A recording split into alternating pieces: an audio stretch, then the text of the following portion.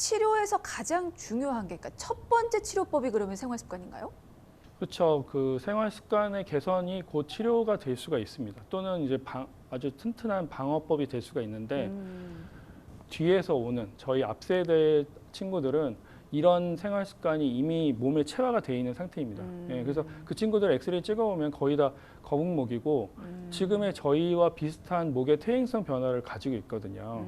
그래서 그 친구들한테 핸드폰을 뺏는다라는 거는 그들의 자아의 일부를 뺏는 것과 같은 상황이 돼버리기 때문에 이거를 아무리 교육을 시키고 말씀을 드려도 제가 보기에는 목 디스크의 세상은 앞으로도 더 창궐하지 않을까라고 생각을 하고 있습니다. 그러니까 지금 이렇게 중장년 혹은 어르신들보다도 젊은 층, 그렇죠. 어린 아이들이 훨씬 더 거북목이라든지 목 디스크를 더 많이 앓고 있는 것 같은데, 그럼에도 불구하고 가장 먼저 관리하고 치료할 수 있는 최우선의 방법은 생활 습관의 개선이다. 맞습니다. 네. 어떻게 개선을 해야 하는지도 좀 구체적으로 알려주실까요? 네, 구체적으로는 스마트폰의 보는 높이를 일단은 너무 아래쪽보다는 이제 눈높이에 맞춰서 보거나 아니면 저는 그냥 누워서 보라고 말씀을 드리거든요. 차라리 누워서 보세요. 그냥 편하게 누워서. 누워서 보면 다른 관절에 무리가 가는 거 아니에요? 그러면 이제 안 보겠죠. 힘들어서. 그 다음에 이제 그 친구들한테 나 이거 하나만 약속해줘. 엘리베이터에서는 보지 않기. 그렇게 이제 하나라도 안 하게 하려고 약속을 정하는 거죠. 대부분 다 엘리베이터나 버스를 기다릴 때는 핸드폰을 다 드시게 되거든요. 네. 그래서 알고 있지만 못 지키는 것 중에 하나가 이제 엘리베이터에서 보지 말기 이렇게 약속을 이제 친구들하고 하는 경우도 있습니다. 그리고 이제 모니터의 높이는 높은 것도 안 되고 낮은 것도 안 됩니다. 그냥 딱 자기 높이가 제일 좋은 거고 눈높이요? 네, 눈높이가 제일 좋은 거고 그 다음에 그 베개도 좀 부드럽지만 자기 이 두상을 잘 맞춰주는 그런 열매 베개를 사용하는 것도 좋은 방법인 것 같아요. 그리고 너무 좋은 자세를 하려고 자꾸 경직을 시키지 말라고 또 말씀을 드리죠. 그러네요. 사실 베개 궁금해하시는 분들 정말 그렇죠. 많거든요. 엄청 많습니다. 네네네. 근데 단순히 높은 베개는 안 좋다 정도로만 알고 있었는데, 개인의 두상에 따라서 이게 모양도 변형이 되고 할 수 있게끔 곡식으로 채워진 베개들 도움이 될 거다. 좋은 팁이었습니다. 그리고 말씀하신 것처럼 일부러 좋은 자세를, 바른 자세를 유지하려고 하는 분들도 있는데, 근데 그걸 유지하려고 해도 모르시는 분들도 참 많아요. 어떻게 일단 앉아 있어야 하는지부터 좀 알려주실까요? 맞습니다. 일단 앉아 있을 때는 이제 허리를 펴시는 게 되게 제일 중요합니다. 허리를 펴시는 게 되게 중요하고 그 다음에 허리도 C입니다. 두 개의 C가 있거든요. 우리 척추에는. 그래서 그 C가 맞춰지는 등받이에서 붙이라는 거지 그냥 아무 등받이에나 붙이라는 얘기는 아닙니다. 엉덩이도 깊숙이 넣고요? 네, 넣고. 그래서 이렇게 허리에 C가 만들어지면 목의 C는 자동적으로 같이 만들어진다. 그래서 허리를 좀 펴고 어깨를 약간 펴는 느낌으로 정면을 주시하는 동작을 유지하는 게 가장 목한테는 편하다라고 생각하시면 되고, 머릿속에서 내가 좋은 자세를 해야 된다라는 생각을 잊으셔야 됩니다. 그냥 내가 좋아하는 자세를 해야 되겠다라고 생각해서 약간 편안하게 편안하게 있는 게 중요하다고 말씀드리고 싶습니다. 의자에 기대서 그 다음에는 편안하게 의자에 내 몸을 맡기는 느낌으로 있지, 이때부터 나는 이 자세를 유지해야 해 이렇게 강박관념처럼 가지지 말아라. 그러다가 몸이 더 긴장한다라는 말씀이세요. 근데 이제 이게 만약에 그런 사고를 가지신 분들은 생각 안 하고 싶어도 자꾸 떠오를 수가 있어서, 그런 분들에게 추천해 드릴 수 있는 방법은 앉아 있다가 한 20분 정도 되면 이제 일어나서 한 번씩 스트레칭을 하는 것도 이 자세를 환기시키면서 다시 긴장도를 풀어주고 바로 잡는 방법 중에 하나가 아닐까 싶은데, 그렇다면 어떤 스트레칭, 어떤 동작이 좀 도움이 될지도 좀 여쭤보고 싶네요. 저는 이제 목 스트레칭이 어떤 게 좋냐고 물어보시면 우리 몸은 이제 연결이 돼 있다라는 걸 말씀드리거든요. 그래서 먼저 만약에 이제 앉아 있으면은 이제 가볍게 좌우로 목을 좀 잡아당기거나 아니면은 이제 목을 약간 숙여서 뒤로 젖히는 이런 동작을 하고, 그다음에 어깨 관절을 이제 풀어주는 이런 형식 돌리면서 풀어주는 게 도움이 되지만, 앉아 있을 때 몸이 많이 굳어 있을 때는 사실 그게 별로 도움이 안 되는 경우가 많이 있거든요. 그래서 최소한 30분에서 40분 사이에는 일어나서 움직이는 게 좋은데, 목을 풀려면 가장 좋은 게 뭐냐? 일단 발목, 발바닥, 무릎 관절, 고관절, 허리가 먼저 풀어져야 됩니다. 하체가 좀 많이 굳어져 있는 상태에서는 목이 같이 따라서 붙거든요. 그래서 목을 한 번 더 당기고 이렇게 잡아 당기기보다는 발목을 한 번 더 돌려보시는 것도 좋은 방법이라고 말씀을 드리는 거죠. 그래서 하체도 같이 풀어주면서 천천히 위로 올라오면서 풀어주면 훨씬 목이 편해지지, 일어나서 상체만 계속 하고 하체는 안 풀면 목은 다시 잠겨요. 몰랐어요. 목이 네. 아프니까 목만 풀어주면 그렇죠. 되는 줄 알았는데 네. 발끝부터 서서히 이제 목까지 네. 올라오면서 풀어줘야 된다. 그러면 앉아서 스트레칭하는 건 그렇게 좋은 방법이 아니네요. 그렇죠. 그래서 그냥. 저는 이제 앉아서 스트레칭 하고 싶은 경우에 이제 그런 걸 하지만 차라리 발바닥에 테니스공을 굴리는 게 더 나을 수도 있어라고 말씀드리는 경우도 있습니다. 좋은 팁입니다.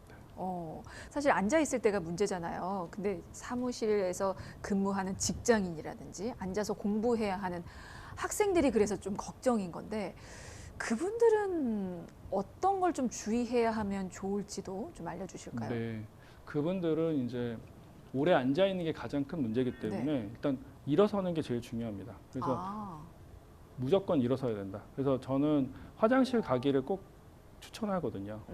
30분마다 화장실 갈 수 있게. 그러니까 목 통증 때문에 되게 만성적으로 고생하시는 분들은 30분에서 40분 정도는 일어나서 걷거나 아니면 몸을 푸는 스트레칭 동작을 하는 거를 추천을 하고, 그다음에 가방을 멜 때도 한쪽으로만 너무 매시는 것보다는 양쪽으로 번갈아가면서 매는 거. 알겠습니다. 요거는 사실 앉아서 생활 안 하시는 분은 없기 때문에 다들 귀 기울여야 하는 메시지일 것 같습니다.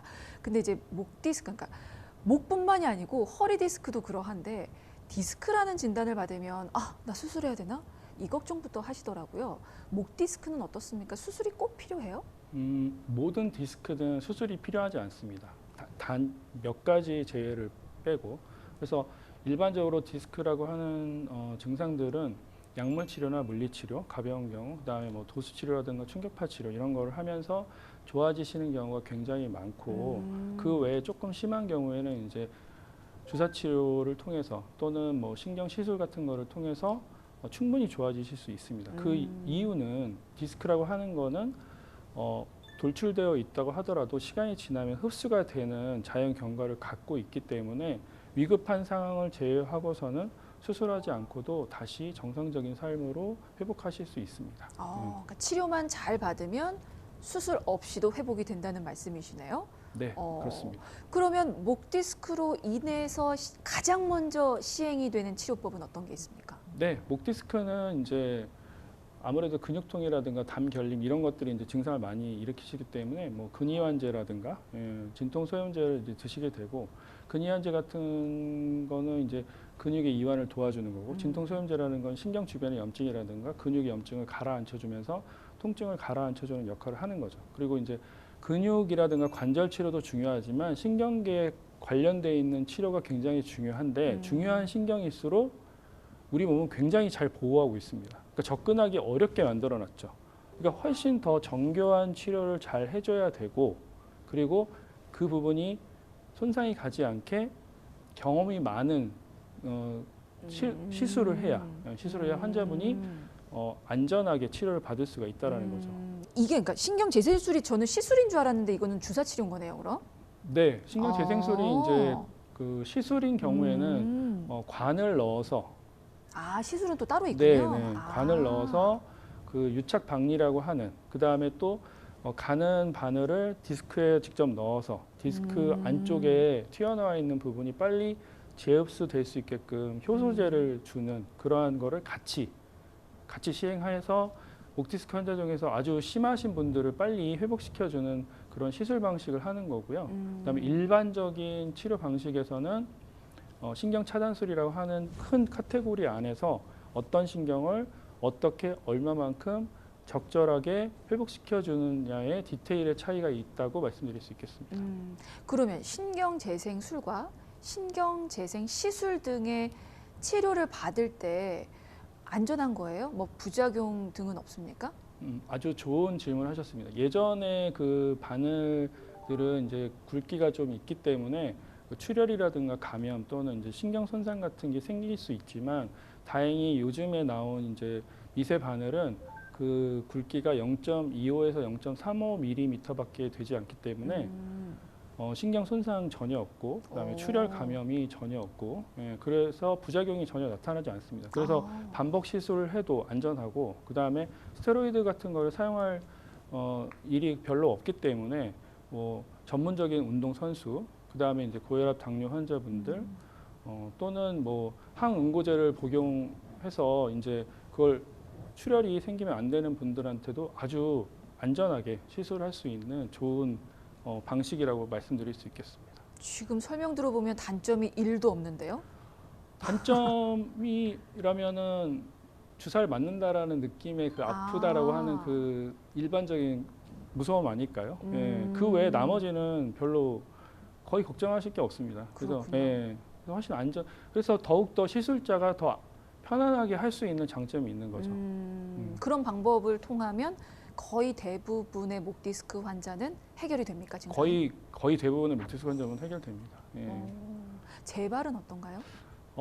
이제 재발의 문제는 이제 생활 습관에 관련이 되어 있습니다. 그래서 아무리 좋은 치료를 해서 회복을 시켜도 우리가 이제 일상생활을 영위를 해 나가야 되는데 환경 자체가 목에 상당히 부담을 주는 일상이 이제 곳곳에 산재돼 있기 때문에 그런 게 이제 누적이 되다 보면 재발은 생길 가능성이 있다라고 말씀드리고 그래서 철저하게 치료를 잘 받아도 생활 습관을 고치지 못하면 재발될 수 있기 때문에 예방 또는 좋은 자세 그다음에 생활 습관의 개선을 이제 항상 권유드리고 같이 추구하게끔 이제 설명을 드리는 거죠. 네, 맞습니다. 치료는 병원에서 잘 해주시더라도 그 이후 관리와 예방은 내가 스스로 집에서 행해야 한다는 말씀 해주셨는데요.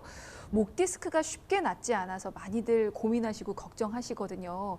그런 환자분들을 위해서 끝으로 한 말씀 좀 남겨주신다면요. 네, 목 디스크는 사실 치료를 초기에 신경치료를 정확하게 잘했을 때 대부분 잘 낫는 질환인데 보통 신경치료를 하기보다는 근육치료라든가 아니면 정렬의 문제 이런 것으로 접근을 해서 약간 돌아가는 경향이 있는 것 같습니다. 제가 보기에는 목 디스크는 실질적으로 신경계를 자극해서 생기는 질환이기 때문에 어떻게 하면 그 신경계가 다시 원상복구될 수 있는지에 대한 고민을 같이 한다면 예전보다 훨씬 좋은 상태의 일상생활을 하실 수 있을 거라고 분명히 말씀드릴 수 있겠습니다. 네, 알겠습니다.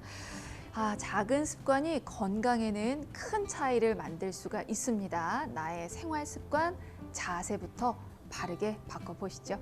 자, 오늘 인터뷰는 여기서 마무리 짓도록 하겠습니다. 지금까지 마취통증의학과 전문의 구재원 원장이었습니다. 말씀 고맙습니다. 감사합니다.